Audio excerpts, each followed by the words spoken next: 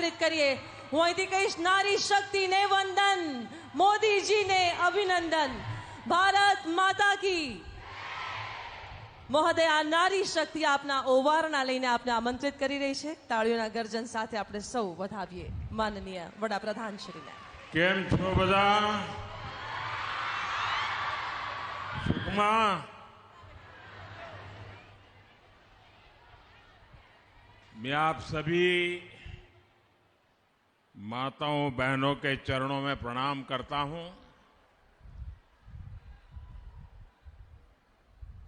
मातृभूमि को नमन करने के साथ ही इतनी बड़ी संख्या में माताओं बहनों का आशीर्वाद भी मिले, इससे बड़ा और सौभाग्य क्या हो सकता है. यहां पहुंचने से पहले आज मैं पूरे दिन युवाओं से जुड़े कार्यक्रम में मौजूद था. अभी मैं देख रहा हूं आप सबके चेहरों पर भी एक अलग ही उत्साह, एक अलग ही खुशी मैं देख पा रहा हूं. ये खुशी स्वाभाविक भी है. आपने जिस विश्वास के साथ अपने इस बेटे को, अपने इस भाई को दिल्ली भेजा, उस विश्वास को बढ़ाने वाला एक और काम आपके इस भाई ने दिल्ली में किया है.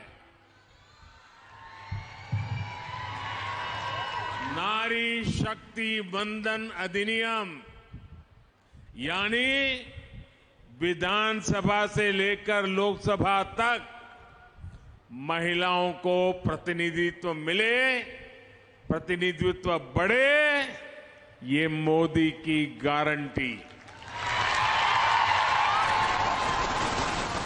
ये सपना वर्षों पहले गुजरात की धरती से हमने मिलकर के देखा था.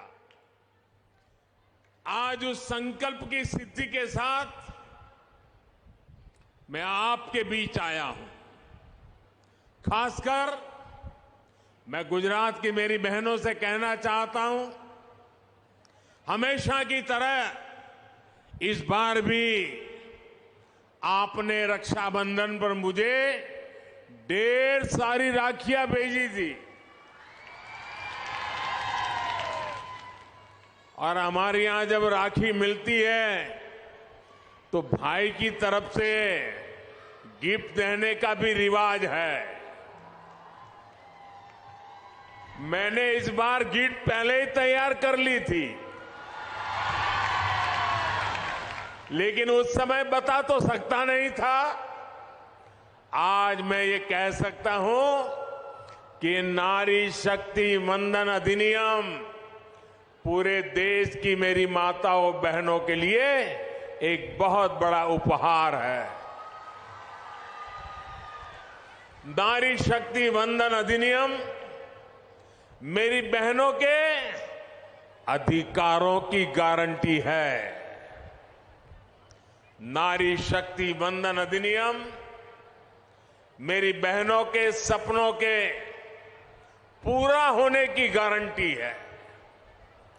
नारी शक्ति वंदन अधिनियम देश की नारी शक्ति के सामर्थ्य का सम्मान है और ये नारी शक्ति वंदन अधिनियम भारत के विकास की, विकसित भारत की भी गारंटी है. क्योंकि जब महिलाएं बड़ी संख्या में नेतृत्व के लिए आगे आएगी तो देश को आगे जाने से कोई रोक सकता नहीं है.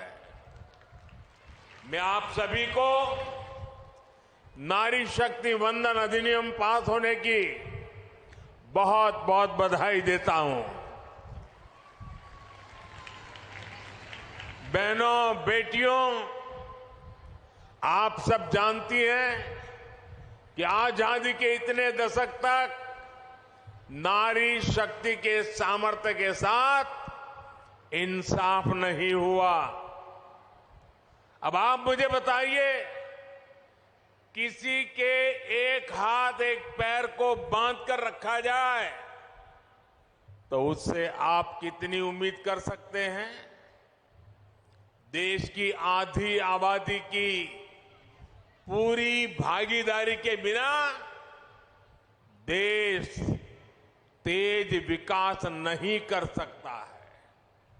हमने देखा है कि महिला अधिकार की बात पर या तो पहले सियासी बहाने बनाए जाते थे या ये कहा जाता था कि महिलाएं सारे काम नहीं कर सकती।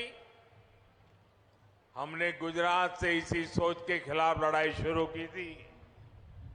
गुजरात में हमने परिवार, समाज और स्टेट तीनों स्तर पर महिला सशक्तिकरण की दिशा में कई सफल अभियान चलाए।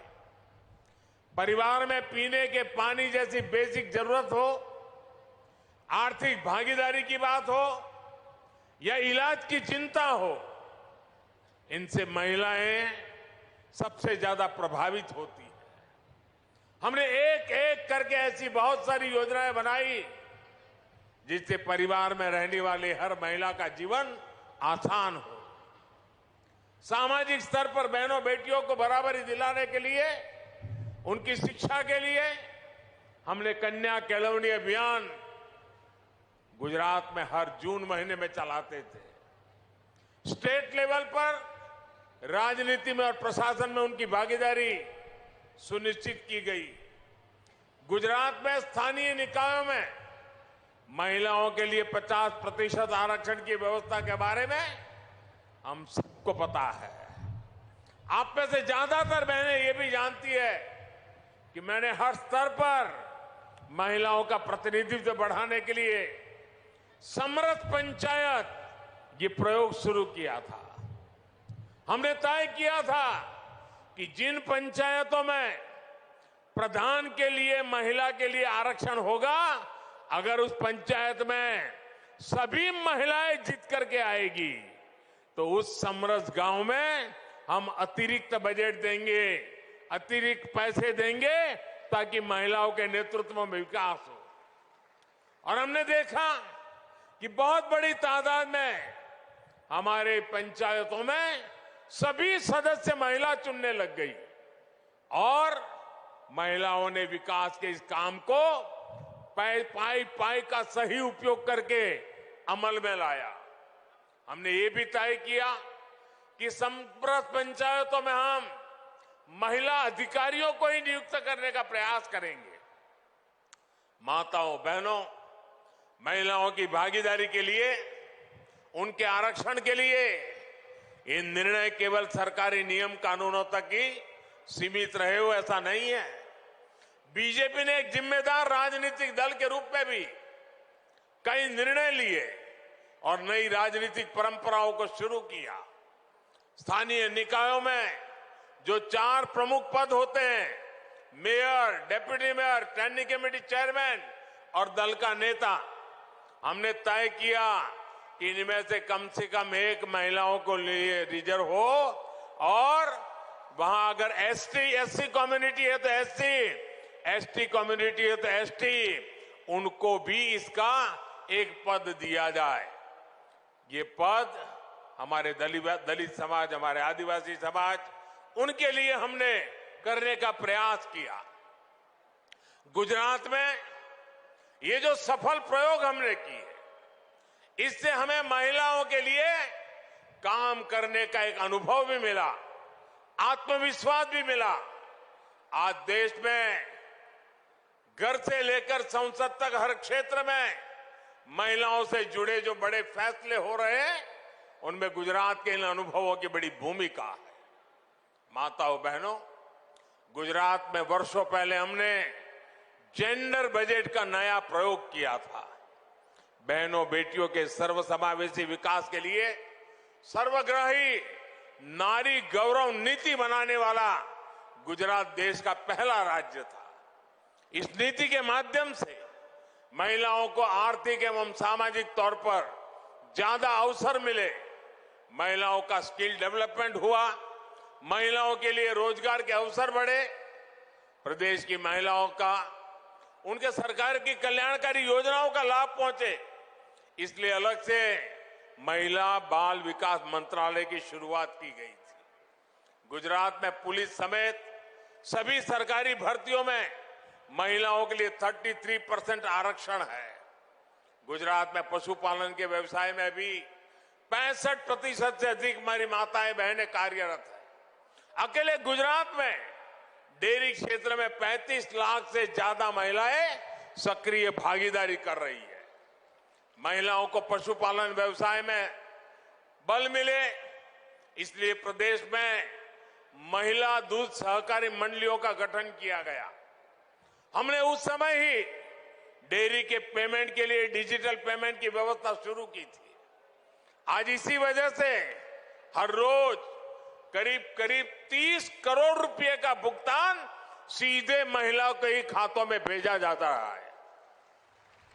महिलाओं के खातों में सीधे डिजिटल पेमेंट की व्यवस्था का बहुत बड़ा लाभ हमारी माताओं बहनों को मिला है।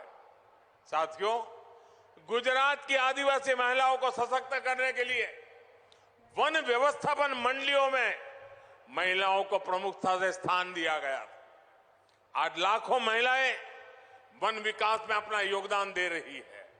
गुजरात में महिलाओं को स्वरोजगार में परेशानी ना आए, इसलिए महिला आर्थिक विकास निगम की शुरुआत की थी। महिलाओं के आर्थिक सशक्तिकरण के लिए मिशन मंगलम की शुरुआत की गई।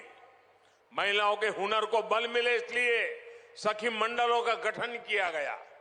आज गुजरात में 2.5 लाख से ज्यादा सखी मंडल कार्यरत है और उनके बनाए गए उत्पादनों की बिक्री के लिए खास मेलों का आयोजन किया जाता है। गुजरात में एक समय माता मृत्यु दर काफी ज्यादा हुआ करती थी।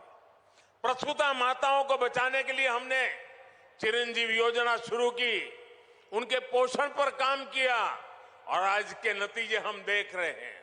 साथियों, ये सब कोई ऐसे ही चलने वाली सामान्य प्रक्रियाएं नहीं थी। इसके पीछे एक लंबी सोच थी, सोची समझी दूरगामी रणनीति थी। आज इसका प्रभाव हम गुजरात में देख रहे हैं। आपसे मैं भी अनेक बहनें ऐसी होगी जिन्हें नीतियों के कारण लाभ हुआ है, जीवन में आगे बढ़ने का अवसर मिला है। साथियों, पानी समितियों में महिलाओं की भागीदारी, महिला नेतृत्व की शुरुआत भी हमने सबसे पहले गुजरात से ही की थी। गुजरात की पानी समिति की इस व्यवस्था को अंतर्राष्ट्रीय अवार्ड भी मिला था। मुझे याद है कि इस पहल के लिए गुजरात को न सिर्फ राष्ट्रीय स्तर बल्कि अंतर्राष्ट्रीय स्तर पर भी सराहना मिली थी। गुजरात को यूनाइटेड नेशन और कॉमनवेल्थ एसोसिएशन से 2 बड़े अंतर्राष्ट्रीय अवार्ड भी मिले थे। इन्हीं अनुभवों से सीखते हुए हमने देश में जल जीवन मिशन शुरू किया। आज पूरे देश को जल जीवन मिशन के जरिए उसका फायदा मिल रहा है। माताओं बहनों, बीते 9 वर्षों में हमने देश में महिलाओं के लिए जन्म से लेकर के वृद्धावस्था तक पूरे जीवन को बेहतर बनाने के लिए काम किया है। हमारे देश में कन्या भ्रूण हत्या से लेकर बच्चियों की अशिक्षा तक ऐसे कितने सामाजिक कलंक लगते थे। हमने बेटी बचाओ बेटी पढ़ाओ अभियान शुरू किया। आज हम गर्व से दुनिया के सामने कह सकते हैं कि देश में महिला पुरुष अनुपात तेजी से सुधरा है। हमने गर्भवती महिलाओं के लिए मातृ वंदना जैसी संवेदनशील योजना चलाई, पोषण की चिंता करना शुरू किया। आज देश में बच्चे के जन्म के समय होने वाली मां और बच्चे दोनों की मृत्यु दर में कमी आई है। स्वच्छ भारत अभियान के तहत हमने स्कूलों में शौचालय बनवाए। सुकन्या समृद्धि योजना के माध्यम से बेटियों के नाम पर जो बचत होती है उस पर ज्यादा ब्याज मिलता है। जब बेटियां पढ़कर आगे बढ़ती हैं तो उनके कैरियर के लिए सेना से लेकर माइनिंग तक हर क्षेत्र में दरवाजे खोल दिए गए। इससे बेटियों में पीछे होने की भावना खत्म हुई है, एक आत्मविश्वास आया है और आज देश की इंडस्ट्री हो या खेल का मैदान, बेटियां हर जगह नई बुलंदियों को छू रही हैं, देश का नाम बढ़ा रही है। कल ही हमारी वुमेन क्रिकेट टीम ने एशियन गेम्स में गोल्ड मेडल जीतकर भारत का परचम फहराया। माताओं बहनों, ये आपकी बढ़ती ताकत का ही नतीजा है कि नारी शक्ति वंदन अधिनियम संसद में रिकॉर्ड मतों से पास हुआ है। जिन लोगों ने दशकों तक इस लटका कर रखा था, उन्हें भी आपके डर से ही इसका समर्थन करने के लिए मजबूर होना पड़ा है और वोट डालना पड़ा है। ये आपकी मजबूती है जो उन्हें मजबूर कर रही है। आपने देखा होगा अपने बयानों में लोग कैसे कैसे किंतु परंतु लगा रहे थे, कैसे कैसे बहाने बना रहे थे।